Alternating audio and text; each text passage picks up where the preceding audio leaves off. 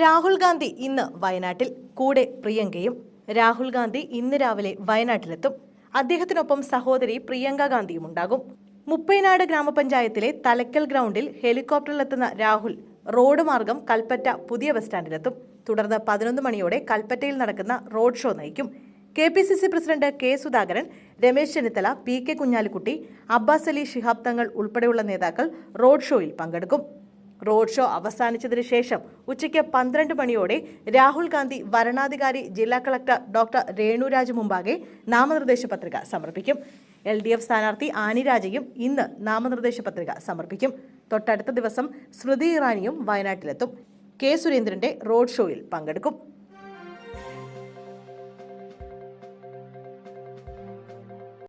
Tailoring ഷോപ്പിൽ വൻ തീപിടുത്തം. 2 കുട്ടികൾ അടക്കം 7 പേർക്ക് ദാരുണാന്ത്യം. ടൈലറിംഗ് ഷോപ്പിൽ നിന്ന് തീ പടർന്ന 7 പേർക്ക് ദാരുണാന്ത്യം. മരിച്ചവരിൽ 2 കുട്ടികളും സ്ത്രീകളും ഉൾപ്പെടുന്നു. ഇന്ന് പുലർച്ചെ 4 മണിയോടെയാണ് വൻ അപകടം സംഭവിച്ചത്. മഹാരാഷ്ട്രയിലെ ഔറംഗാബാദിലാണ് സംഭവം. കെട്ടിടത്തിൽ പ്രവർത്തിച്ചിരുന്ന ടൈലറിംഗ് ഷോപ്പിൽ നിന്നാണ് തീ പടർന്നത്. ഇത് പിന്നീട് കെട്ടിടങ്ങളിലെ മറ്റിടങ്ങളിലേക്കും വ്യാപിക്കുകയായിരുന്നു. മുകൾ നിലയിൽ താമസിച്ചിരുന്നവർ മരിച്ചത് പുക ശ്വസിച്ച് എന്നാണ് പ്രാഥമിക നിഗമനം. 2 കുട്ടികളും 3 സ്ത്രീകളും മരിച്ചവരിൽ ഉൾപ്പെടുന്നു. തീപിടുത്തത്തിന്റെ കാരണം വ്യക്തമല്ല. നിലവിൽ സ്ഥലത്ത് തീയണച്ച് സ്ഥിതിഗതികൾ നിയന്ത്രണ വിധേയമാക്കിയിട്ടുണ്ട്.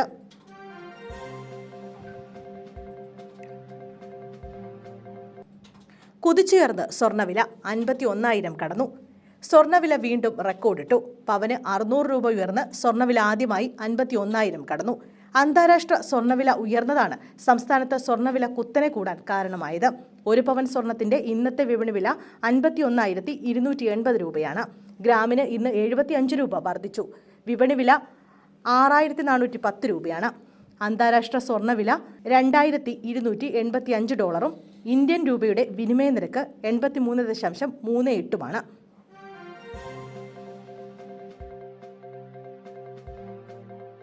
പത്രികാ സമർപ്പണത്തിന് ആദ്യ ടോക്കൺ കിട്ടിയില്ല. പ്രതിഷേധിച്ച് രാജ്മോഹൻ ഉണ്ണിത്താൻ. കാസർഗോഡ് നാമനിർദ്ദേശ പത്രിക സമർപ്പിക്കാനുള്ള ടോക്കണിന്റെ പേരിൽ തർക്കം. ജില്ലാ സിവിൽ സ്റ്റേഷനിലെ ക്യൂവിൽ ആദ്യം നിന്ന തനിക്ക് ആദ്യത്തെ ടോക്കൺ നൽകിയില്ല എന്നാണ് UDF സ്ഥാനാർത്ഥിയും സിറ്റിംഗ് MPയുമായ രാജ്മോഹൻ ഉണ്ണിത്താന്റെ പരാതി. 9 മണി മുതൽ ക്യൂവിൽ നിൽക്കുന്ന തന്നെ തഴഞ്ഞ് ആദ്യ ടോക്കൺ LDF സ്ഥാനാർത്ഥി MP ബാലകൃഷ്ണൻ നൽകാൻ ശ്രമമെന്നാണ് പരാതി ഉന്നയിച്ചത്. എന്നാൽ രാവിലെ 7 മണിക്ക് തന്നെ താൻ കളക്ടറേറ്റിലെത്തിയെന്നും CCTV ക്യാമറ പരിശോധിച്ചാൽ മനസ്സിലാകുമെന്നും ഇടത് സ്ഥാനാർത്ഥി MP ബാലകൃഷ്ണന്റെ പ്രതിനിധി അസീസ് കടപ്പുറം പറയുന്നു. ഈ വാദം വകവയ്ക്കാതെ കളക്ടറേറ്റിൽ രാജ്മോഹൻ ഉണ്ണിത്താൻ എത്തി പ്രതിഷേധിക്കുകയാണ്. ആദ്യം വരുന്നവർക്ക് ആദ്യം തന്നെ എന്ന നിലയിലാണ് സിവിൽ സ്റ്റേഷനിൽ പത്രിക സമർപ്പിക്കാൻ ടോക്കൺ അനുവദിക്കുന്നതെന്ന് കളക്ടർ വ്യക്തമാക്കിയിരുന്നു. ഇതുപ്രകാരം രാജ്മോഹൻ ഉണ്ണിത്താൻ രാവിലെ 9 മണിക്ക് കളക്ടറേറ്റിലെത്തി കളക്ടറുടെ ഓഫീസിന് മുന്നിൽ നിന്നു. എന്നാൽ അതിനു മുമ്പേ എത്തിയ അസീസ് കടപ്പുറം ഇവിടെ തന്നെ ബെഞ്ചിലിരിക്കുന്നുണ്ടായിരുന്നു. ടോക്കൺ അനുവദിക്കുമ്പോൾ ആദ്യം എത്തിയത് അസീസ് കടപ്പുറം എന്നായിരുന്നു കളക്ടറുടെ ഓഫീസിൽ നിന്നുള്ള മറുപടി. ഇതോടെയാണ് രാജ്മോഹൻ ഉണ്ണിത്താൻ പ്രതിഷേധിച്ചത്. അഭ്യാസം ഇറക്കേണ്ടെന്നും രാഷ്ട്രീയം കളിക്കാനാണെങ്കിൽ കളക്ടർ വേണ്ടല്ലോ എന്നും പറഞ്ഞ് രാജ്മോഹൻ ഉണ്ണിത്താൻ പ്രതിഷേധിക്കുകയായിരുന്നു. സമീപത്തുണ്ടായിരുന്ന മുസ്ലിം ലീഗ് നേതാക്കളും പ്രതിഷേധത്തിന്റെ ഭാഗമായി. പോലീസ് ഇടപെട്ട് അനുനയത്തിന് ശ്രമിച്ചെങ്കിലും നടന്നില്ല.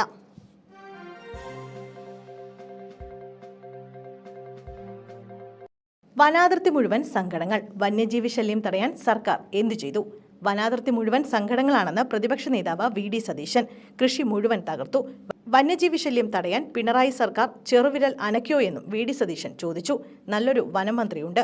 7,000-ലധികം പേർക്ക് നഷ്ടപരിഹാരം കൊടുത്തിട്ടില്ലെന്നും VD സതീശൻ കുറ്റപ്പെടുത്തി. ആന്റണി സത്യാഗ്രഹ സമരം ഇരുന്നതുകൊണ്ട് മാത്രമാണ് തുലാപ്പള്ളിയിൽ കൊല്ലപ്പെട്ടയാളുടെ കുടുംബത്തിന് 10 ലക്ഷം കൊടുക്കാമെന്ന് ധാരണ ഉണ്ടാക്കിയത്. കേരളത്തിൽ ആന ചവിട്ടിക്കൊന്ന പലർക്കും ഈ പണം കൊടുത്തിട്ടില്ലെന്നും VD സതീശൻ പറഞ്ഞു. ജനപ്രതിനിധി വീറോടും വാശിയോടും കൂടി പാവപ്പെട്ടവന്റെ കൂടെ നിന്നതുകൊണ്ടാണ് ആവശ്യപ്പെട്ട മുഴുവൻ കാര്യങ്ങളും സമ്മതിച്ചതെന്നും പ്രതിപക്ഷ നേതാവ് കൂട്ടിച്ചേർത്തു.